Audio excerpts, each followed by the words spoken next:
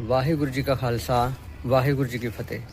ਸੰਗਤ ਜੀ, ਜਿਵੇਂ ਆਪ ਜੀ ਨੂੰ ਪਤਾ ਹੈ ਕਿ ਆਪਾਂ ਕੈਥਲ ਤੋਂ ਸ੍ਰੀ ਹੇਮਕੁੰਟ ਸਾਹਿਬ ਜੀ ਦੀ ਪੈਦਲ ਯਾਤਰਾ ਕਰ ਰਹੇ ਹਾਂ ਤੇ ਇਹ ਯਾਤਰਾ ਆਪਣੀ ਸ੍ਰੀ ਅਨੰਦਪੁਰ ਸਾਹਿਬ, ਸ੍ਰੀ ਹਰਮੰਦਰ ਸਾਹਿਬ, ਸ੍ਰੀ ਦਮਦਮਾ ਸਾਹਿਬ, ਉਸ ਤੋਂ ਬਾਅਦ ਸ੍ਰੀ ਹੇਮਕੁੰਟ ਸਾਹਿਬ ਤੱਕ ਹੈ ਸੰਗਤ ਜੀ।